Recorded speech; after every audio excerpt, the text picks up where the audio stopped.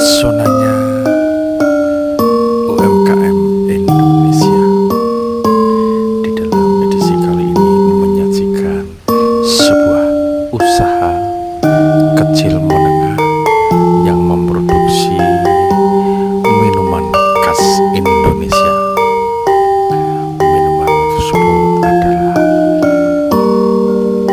kunyit gula asem, atau lebih dikenal dalam bahasa Jawanya kunir asem, sebagai minuman segar, minuman kesehatan, ataupun sebagai minuman obat.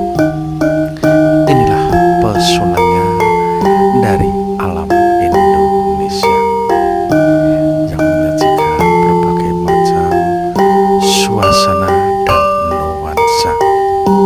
Spesial untuk sobatku semua.